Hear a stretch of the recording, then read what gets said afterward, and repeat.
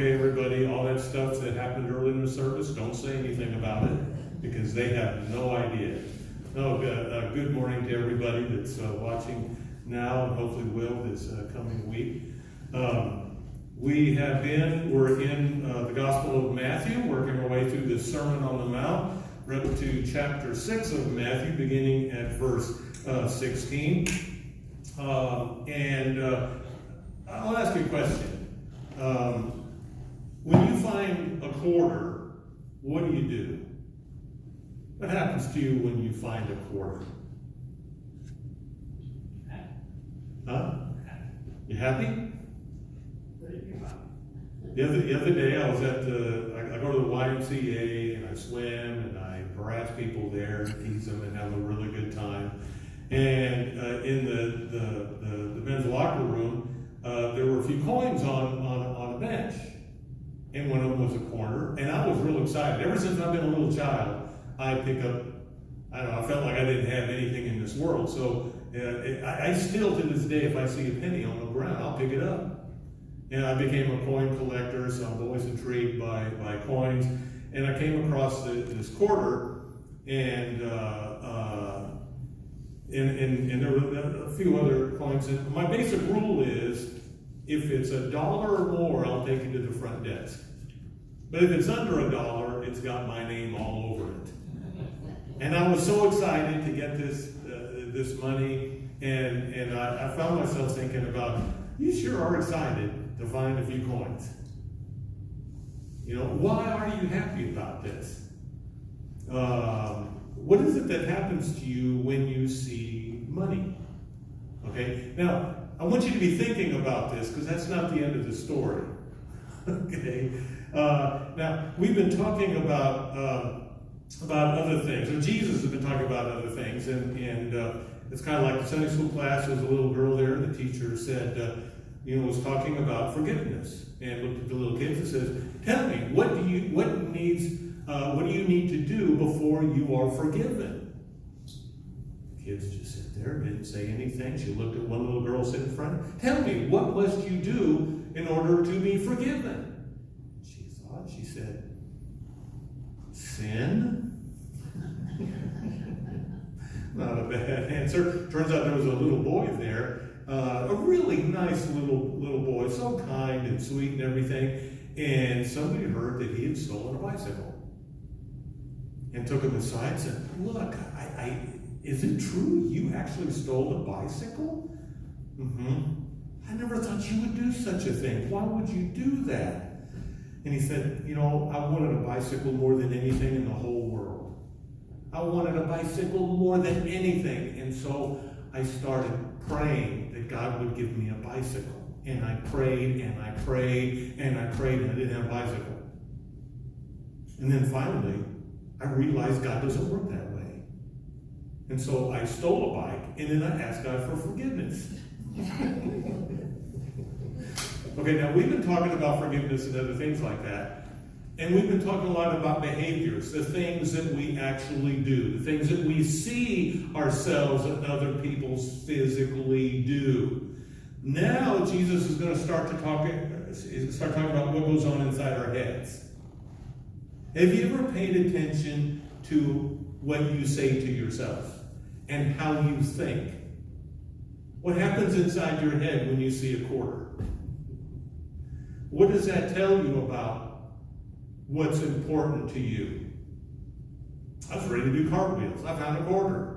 Really? Is that what it takes to make my day wonderful?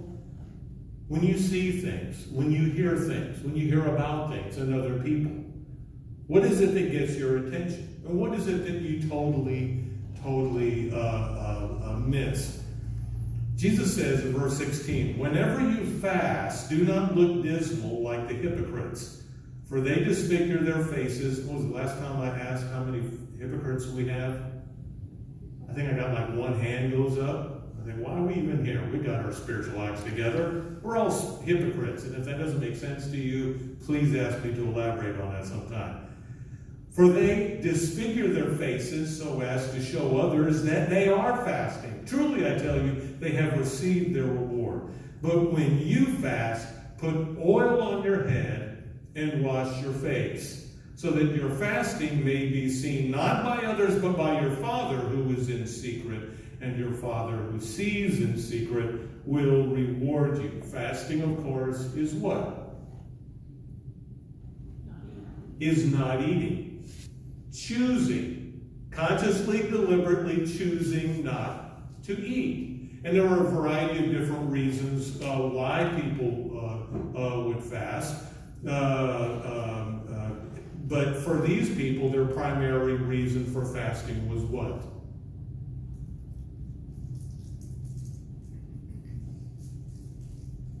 Do I need to get my artwork out here and do this? They wanted to get the attention of other people. It wasn't what it was going to do for them spiritually, but it was the praise that they were hoping to get from other people. Okay? So, I'm hungry, so I'm going to put dirt on my head. I'm going to wear horrible clothes. People will see how sad my face is, and they'll look and go, oh, look, he is so spiritual. He is so dedicated to the cause of God that he's willing to go without just to be closer to him. And Jesus says, really? You're doing that just to get the attention of other people to the point that he has to say this? He tells them to put what kind of oil on their heads? Olive oil.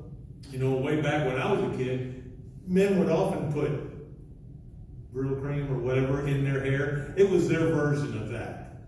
That's how they would dress their hair, is put olive oil in their hair and wipe it out and clean their face with it. And he said, if you're doing this the way God intended, they should have no idea that you're going without. Have you ever chosen to go an entire day without eating?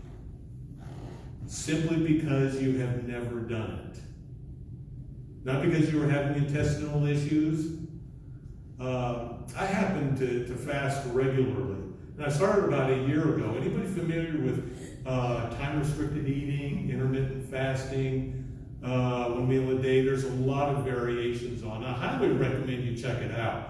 There's so many people are doing it that there's more and more research being done on the effects of fasting. And it's some really wonderful things. But it was about a year ago, I had gone most of the day. My goal was to go most of the day and not eat until the evening. And I got to the evening, and I was looking at the clock, thinking, you know what? I'm still alive. Haven't eaten anything all day today.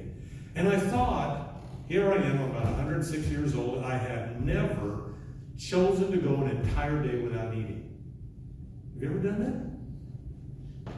To get to the end of the day, and I go, you know what? I'm just not going to eat today. And I was always afraid that I would probably kill over dead if I went an entire day without eating.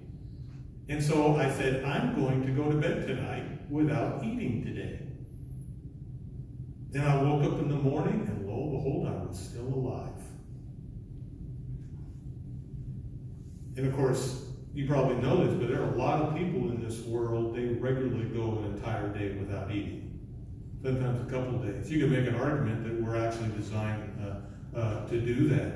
And I remember thinking, if you would ask me, I didn't think I would be able to fast for an entire day knowing that there was food in my home. I said, I would be able to do that. How could a person even think of doing that? I thought, maybe I don't understand myself as well as I think I do. And my perception of food, of the things that I possess, of the money that I have, I get from the United States of America, this culture, our society. And what kind of a society do we have here? Isn't it not about consuming? The United States of America, it's about having, and checking out how much other people have to make sure I have as much as they do, and preferably more than they have. What are they eating? How much are they eating? What am I eating? How does my eating compare to what they have? How about the things in my life that are important to me? How do they compare to what everybody else has? And lo and behold, dear God, please don't ever let me go without something. What has been the American dream? When you say the American dream, I've think I've mentioned this before. When I was a child, it was about having a home and a car. It was about having things. The American dream wasn't, let's find a way to serve God as a nation. It was about having. The American dream, having, possessing, consuming, using. I told you when I was teaching college, I would often ask my students, why are you in college? By far and away, the biggest percentage of students said the reason we're here is what? I want to put in 4 years, go out and get a job making good money. And so what do you consider good money? And consistently, I know I told you this, they said $60,000 a year should probably do it. Okay? There's a couple majors at a college, you put in 4 years, you might be able to do that, but most of you are not going to see that. Oh, he doesn't know what he's talking about. It's all about making money. I said, are you here to become educated? Maybe change your perception of your place in this world and the world itself. It's about making money. When our little ones come into this world, I've got 4 grown kids and the second most beautiful grandchild in the world, right? And when they come into the world, you get down on your knees and you pray what? As they're coming into this world, what is our hope and prayer? That they're going to be healthy. Anybody ever stop and think when you bring a little one into this world, before you think about that, you go, dear God, my hope and prayer is that this child will be one with you and will dedicate their life to serving you in your kingdom. Oh, by the way, I hope they're healthy. What is the biggest hope that we have for the little ones growing up in this society, which we are bombarded day and night with the message of what? Do you have enough to qualify as a citizen of the United States? Are you eating enough? Are you consuming enough? Are you getting the latest this and getting the latest that? Are you getting more and more? What is the American dream? And have we, as the people of God, do we buy into this? Jesus and John the Baptist were, for me, the last 2 Old Testament prophets. You go back to the classic prophets of the Old Testament, and they lived out in the desert. John the Baptist lived out in the desert eating cicadas for lunch, remember? Right? You've already forgot cicadas? By the way, do you ever notice the trees that have all the little brown edges to them? Anybody know what that is? Munchies. That's where the critters had munchies. I'm thinking that's where cicadas had lunch. That's exactly what it was. And whenever I see those, a couple trees in my yard were like that. I remember looking at, I'd see the little brown things on them. I thought, where are those coming from? And I look at trees just covered with the ends of the little branches, all brown. And I thought, well, I thought you little guys were just going to show up and sing to us for a couple of weeks and then disappear. And look what you have left in my yard. And I found myself thinking, I wonder what kind of a cicada I would be as I go through my life. What is really important to me? And what kind of things do I leave scattered around me as I go through consuming and using the things of this life? John the Baptist, and I'm convinced that Jesus would both fast. They didn't need a lot of food because they would deliberately, consciously choose to go without the things that everybody else assumed that you had to go without. And I said before, you go out into the desert to get away from the voices of society that are desperately calling us to be different than what Jesus would have us to be. But the other thing is to go out into the desert, to go without the thing. I've got to have this, I've got to have that. Maybe that we don't want to go on a retreat down in Cumberland Lake because there's all those things at home that I have to have. I wouldn't survive without all those things. And could it be that if I found that I went without eating for an entire day, I would begin to realize that maybe I'm more than the things that I have, and the things that I meditate on acquiring day in and day out. To consciously choose to go without things. It may be helpful to my health or my mental health, but I would propose to you that it might really change the way you see the world and yourself and your place in it. It may be that the things that I perceive to be so important are not as important as I thought they were. And then some of the things that I never really paid attention to, I just never even noticed them, are a lot more important to me and to God than I ever thought possible. This building collapsed down in South Florida. I know if you watched the news at all over the last few weeks that this happened, you know what I'm talking about. And it's just the most horrible thing. Anybody know how many people they expect have died? Something like 150 something.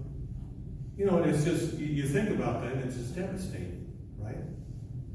That in a matter of just a few moments, those lives are gone.